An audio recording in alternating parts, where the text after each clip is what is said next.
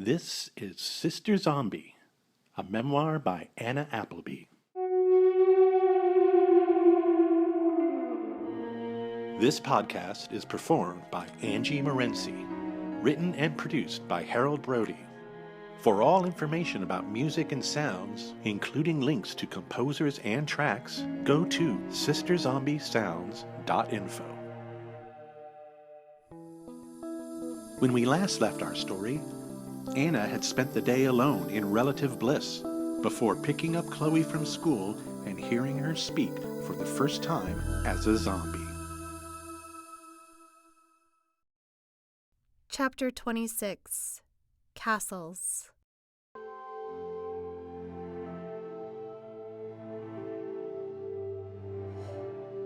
That night I dreamt, though calling what I experienced a dream couldn't begin to describe it. What happened to me was more like a vision of a version of me that exists somewhere many millions of light years away. A me at least as valid as the me you have come to know via this narrative. A me perhaps more real than any other me, for it manifests itself freely and of its own will, while I myself am powerless to stop it. I imagine now a universe of multiples of me, each battling for supremacy, and all I know is that the me I think I am will fall at the other's feet, slain by a presence, a naked desire that is at once foreign and familiar, a comfort and a threat. No matter my surrender, the promise is only pain, to which I must submit with corresponding pleasure, to maintain the balance of all things.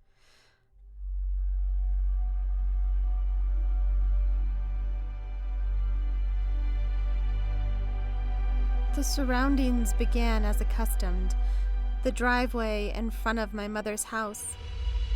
I felt as if hovering, an omniscience not uncommon in dreams, and instilling a faith in me that I could settle into a multitude of scenarios, such was my contained delusion. Then, as if called by saints, James appeared, in full football regalia, steeled for battle most worthy, a soldier's soldier, better than death. He leaned on his car, or should I say his parents' car, but what did that matter? In that instant, I knew that he had appeared to me, and me only, whomsoever me was. So I touched the earth and approached him, at once deserving nothing and prone to hypnosis, bowing to my master's feet. It took eternity to be near him, yet there I would gladly wait. The wind tousled his hair, and he spoke just as I was within his range. "I always liked you," he said. "I don't know who I am," said I. "I know," he said. "You're a tease." "Am not," I said with all the schoolgirl in me. "Are too," he said. "You're a tease and a flirt. I like it." "You do?" "Sure. Will you cheer for me?" "But I'm not a cheerleader." I shut my eyes. I didn't dare reach out to touch him, for if I did, I would lose my grip on my soul and go shooting off into oblivion, a place far more gracious than I, where I always longed to be. I opened my eyes again, and we were on the football field at school, though there was nobody else there, only and forever us. James continued our conversation like we had never skipped a beat. "So who are you, then?" he asked me. "Whatever you want me to be." "Be a flower," he said. "Okay." "Be a prickly pear." "I'm a prickly pear." "Be a little dog that wags its tail." James spoke in words familiar. I completed the couplet. And knows no other joy.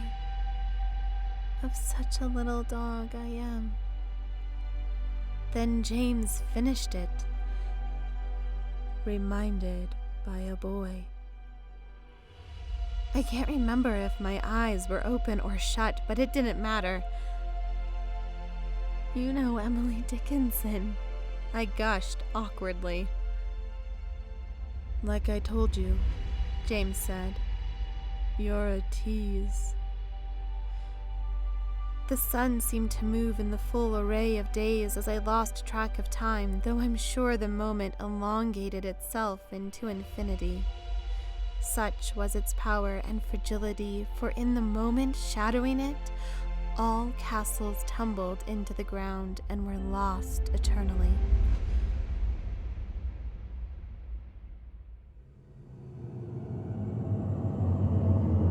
I awakened to the slam of the front door, followed by 2 thumps equally as loud.